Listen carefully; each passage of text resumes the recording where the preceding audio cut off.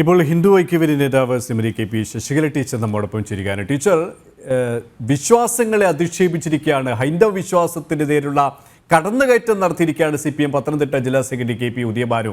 അദ്ദേഹം പറഞ്ഞു വെച്ചിരിക്കുന്നത് വിഷ്ണുവിൻ്റെ അവതാരമാണ് പന്നിയെന്ന് വിശ്വസിക്കുന്നവരാണ് BJP-ക്കാർ. ഒപ്പം അദ്ദേഹം കൂട്ടിച്ചേർത്തത് ചൈനയിൽ പാമ്പിനെ കഴിക്കുമ്പോൾ പാമ്പിനെയും കുരങ്ങിനെയും പൂജിക്കുന്നുവെന്ന വിചിത്രമായ രീതിയാണ് ഇവിടെ എന്നുമാണ്. എങ്ങനെ കാണുന്നു? ഇവിടെ ഇതിന് ഉത്തരം പറയേണ്ടത് ഞാനോ ഹിന്ദു ഐക്യവേദിയുടെയോ അല്ലെങ്കിൽ ഹൈന്ദവ സംഘടനകളുടെയോ ഭാരവാഹികളോ അതുമല്ലെങ്കിൽ ജനൻ TVയോ ഇതിൽ വന്ന അതിഥികളോ അല്ല എന്ന് എനിക്ക് തോന്നുന്നു.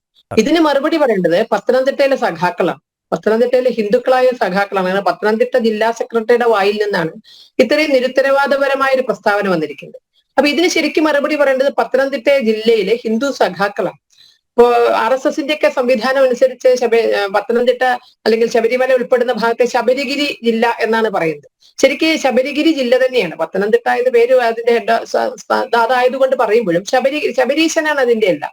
അപ്പൊ ആ ശബരിമല ഒരു പക്ഷെ ലോകം ആരാധിക്കുന്ന ഒരു ആരാധനാ കേന്ദ്രത്തിന്റെ പേരിൽ അറിയപ്പെടുന്ന അല്ലെങ്കിൽ അതിന്റെ ഏറ്റവും ഖ്യാതിയുള്ള ഒരു ജില്ല, അതിന്റെ ഉത്തരവാദിത്വമുള്ള ഒരു CPMന്റെ ഭാരവാഹിയാണ് ഇത്തരത്തിൽ പറഞ്ഞിരിക്കുന്നത്. അപ്പോൾ തീർച്ചയായും പറയേണ്ടത് CPMലെ സഖാക്കളാണ് എന്ന് എനിക്ക് തോന്നുന്നു. കാരണം ഇപ്പോ പന്നി അവതാരമാണ് എന്നുള്ളത് BJPയുടെ വിശ്വാസമാണ്. അപ്പൊ അദ്ദേഹം എന്താ ധരിക്കുന്നത്? BJP നിലവിൽ വന്നിട്ട് ഏതാനും പതിറ്റാണ്ടുകളെ ആയിട്ടുള്ളൂ. ആ ഏതാനും പതിറ്റാണ്ടുകളെ ആയിട്ടുള്ളൂ ഇവിടുത്തെ ഈ വിഷ്ണുവിന്റെ അവതാര സങ്കല്പങ്ങളൊക്കെ വന്നിട്ട് അതിന് സഹസ്രാബ്ദങ്ങളുടെ പഴക്കമില്ല. ഭാഗവതം എന്ന ഗ്രന്ഥത്തിന് തന്നെ എത്രമാത്രം പഴക്കമുണ്ട്. അപ്പോ അന്ന് തൊട്ടേ BJP ഉണ്ട്, അന്ന് തൊട്ടേ RSS എന്ന സംവിധാനമുണ്ട്. അപ്പൊ ഇതൊക്കെ ഹിന്ദുവിന്റെ വിശ്വാസത്തെയാണ്. ഇത് RSSനെ ചാരി ഒരു പക്ഷെ എനിക്ക് തോന്നുന്നു പിന്നെ രക്തസാക്ഷിയായ നമ്മുടെ മഹാരാജ കോളേജിലെ രക്തസാക്ഷിയായ അഭിമന്യു പറഞ്ഞതുപോലെ RSSനെ ചാരി തല്ലുന്നത് ഹിന്ദുവിനെ തന്നെയാണ്, ഹിന്ദുവിനിട്ട് തന്നെയാണ് കൊടുക്കുന്നത്. അത് കണ്ടെത്തിയതാണല്ലോ അഭിമന്യുവിന്റെ ഒരു പക്ഷേ ജീവിത അന്ത്യത്തിലേക്കും എത്തിയിട്ടുണ്ടാവുക. അപ്പോ സഖാക്കളുടെ ഉള്ളിൽ അതുണ്ട്. പക്ഷെ പറഞ്ഞാൽ അഭിമന്യുവിന്റെ ഗതിയായിരിക്കുമോ എന്ന് ഭയന്ന് എല്ലാ സഖാക്കളും മൗനം പാലിക്കുമ്പോഴാണ് ഇതുപോലുള്ളവർ കൊമ്പും തുമ്പിയും എടുത്ത് ചാടുന്നത്. ഈ വിശ്വാസങ്ങളൊക്കെ ഹൈന്ദവ വിശ്വാസങ്ങളാണ്.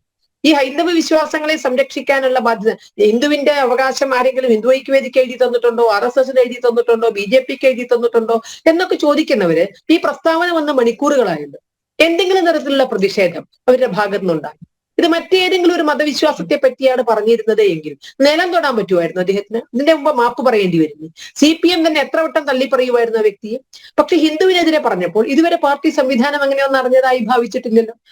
ഏതെങ്കിലും തരത്തിൽ അദ്ദേഹത്തിനെ ശാസിക്കുകയോ അല്ലെങ്കിൽ ആ പ്രസ്താവന പിൻവലിക്കാൻ പറയുകയോ ഇത് ആരുടെയെങ്കിലും കാര്യത്തിലുണ്ടായോ? ഷംസീറിന്റെ കാര്യത്തിലുണ്ടായോ? അല്ലെങ്കിൽ ആരുടെയെങ്കിലും? ഇപ്പൊ SFIക്കാർക്കൊക്കെ തന്നെ നമുക്കറിയാം, കോളേജ് തുറക്കുമ്പോൾ ഏതെങ്കിലും തരത്തിലുള്ള ഹാൽ ഇളകാൻ തുടങ്ങും. ആ ഹാൽ ഇളകുന്നത് ഹിന്ദു വിശ്വാസങ്ങളുടെ മേലെ കുതിര കയറിക്കൊണ്ട് വളരെ അപമാനകരമായ രീതിയിൽ ചിത്രീകരിക്കുമ്പോൾ SFIയെ താക്കീത് ചെയ്യാറുണ്ട്. അപ്പൊ ഇത് കേവലം ഒരു ഉദയഭാനു അല്ലെങ്കിൽ അസ്തമയ ഭാനുവിന്റെ മാത്രം അസുഖമല്ല. ഇത് CPM അറിഞ്ഞു ചെയ്യുന്നു. അതിപ്പോ വല്ലാത്തൊരു പ്രതിസന്ധിയിൽ അവർ ചെന്നുപെട്ടിട്ടുണ്ട്.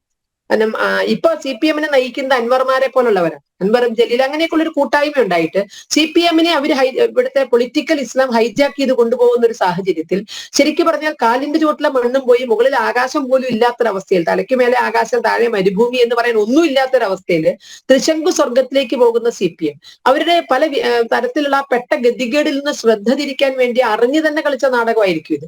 അപ്പൊ അവർക്ക് ഓടിക്കേറാൻ നടക്കുന്ന വീണ മരമല്ല ഹൈന്ദവ വിശ്വാസം എന്ന് പറഞ്ഞത്. BJPയെ പറയാം, ഹിന്ദു ഐക്യവേദിയെ പറയാം, ഹൈന്ദവ സംഘടനകളെ ഒക്കെ പറയാൻ അവർക്ക് അവകാശമുണ്ട്.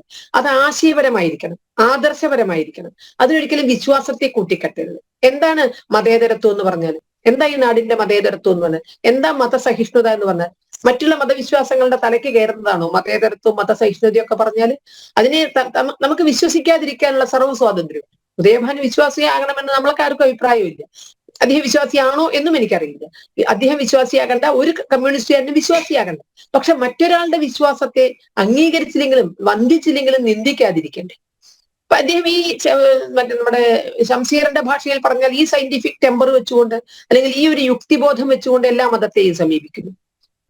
പന്നി അവതാരമാണെന്നും അല്ലെങ്കിൽ പാമ്പിനെ പൂജിക്കുന്ന ഇതൊക്കെ ഒരുപാട് കാലം ഇവിടെ വന്ന വിദേശികൾ പറഞ്ഞു മടുത്ത് അവരിപ്പോ സാഷ്ടാംഗം നമസ്കരിച്ച കാലം.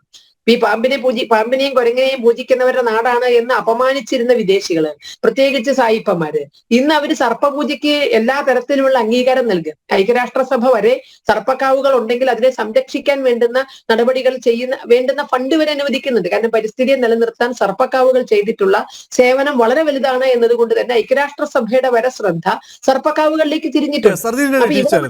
നമ്മുടെ ഭാരതീയമായ ഒരു പൈതൃകം, ആ പൈതൃകം എത്രത്തോളം ശ്രേഷ്ഠമാണെന്ന് ലോകം തന്നെ തിരിച്ചറിയുകയാണ്.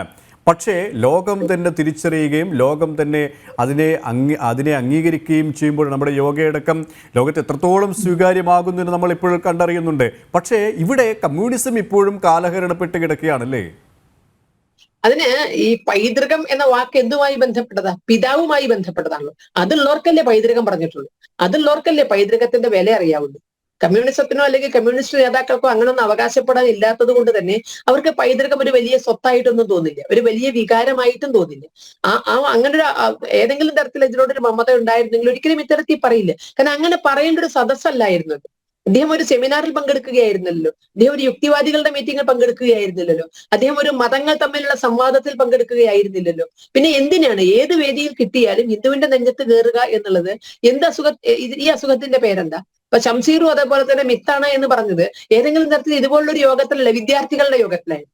വിദ്യാർത്ഥികൾക്ക് സർക്കാർ കൊടുക്കുന്ന പ്രോത്സാഹനവും അല്ലെങ്കിൽ സഹായവും ഒക്കെ വിതരണം ചെയ്യുന്ന ഒരു വേദിയിൽ പല സ്കൂളുകളിലെ കുട്ടികളെ ഒരുമിച്ചിരുത്തിയ ഒരു വേദിയിൽ പോയിട്ടായിരുന്നു ഷംസീർ ഗണപതി മിത്താണെന്നും ആ സയന്റിഫിക് ടെമ്പർ ഹൈന്ദവ സമൂഹത്തിന് ഇല്ല എന്നൊക്കെ അദ്ദേഹം വിളിച്ചു പറഞ്ഞത്. അപ്പൊ ഇവർക്ക് ഈ കിട്ടിയ വേദി, അത് ചാക്കാലയാകാം, അത് കല്യാണമാകാം, അത് കൊലകുളിയോ തരണ്ട് കല്യാണമോ എന്തുമാകാം, അവിടെയെല്ലാം ചെന്നിട്ട് ഇതുപോലെ ഈ ഹിന്ദുവിന്റെ നെഞ്ഞത്ത് കയറിക്കൊള്ളാം എന്നൊരു ധാർഷ്ട്യം ഉണ്ടെങ്കിൽ അത് എന്നും ഹൈന്ദവ സമൂഹം സഹിച്ചു കൊള്ളണം എന്നില്ല.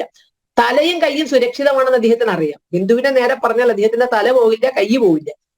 അതല്ലായിരുന്നെങ്കിൽ ചെറിയൊരു ഭയം ഉണ്ടായിരുന്നെങ്കിൽ അദ്ദേഹത്തിന് ഇടപെടുമായിരുന്നില്ല. അപ്പൊ തലയും കൈയും പോവില്ല എന്ന് കരുതി ഏത് തരത്തിലുള്ള വംഗത്വവും വിളിച്ചു പറഞ്ഞാൽ തലയും കൈയും പോകുന്നതിനേക്കാൾ വലുതാകും സ്വന്തം രാഷ്ട്രീയ പാർട്ടിയെ മണ്ണിൽ നിന്ന് തുടച്ചു നീക്കപ്പെടുന്നത് എന്ന് ഉദയഭാനുവിനെ പോലുള്ളവർ ചിന്തിച്ചാൽ നന്നാകും. എന്നും ഹിന്ദു രാഷ്ട്രീയ അടിമയായി കടന്നുകൊള്ളാം എന്ന് ആർക്കും കപ്പം കെട്ടിയിട്ടൊന്നുമില്ല. അപ്പൊ വേണ്ട സമയത്ത് ഹൈന്ദവ സമൂഹം പ്രതിഷേധിച്ചിരിക്കും. അത് ഒരു പക്ഷേ CPM ഈ കേരളത്തിൽ നിന്ന് തുടച്ചു നീക്കപ്പെടുന്നത്. ഇപ്പൊ സമാധാനത്തിന് വേണമെങ്കിൽ ശ്രീലങ്കയിൽ വേഷം കെട്ടിയത് അതാണ് എന്നൊക്കെ പറഞ്ഞ് കനലൊരു തരി അവിടെയുണ്ട് എന്ന് പറയുമ്പോൾ ഇവിടെ ചാരം പോലും അവശേഷിക്കാത്ത ഒരു അവസ്ഥ വരാൻ ഹിന്ദുവിന്റെ ഈ വികാരം തന്നെ കാരണമാകും. അപ്പൊ അതിലേക്ക് നയിക്കരുത് എന്നാണ് CPM-ന്റെ നേതാക്കളോട് പറയാറ്.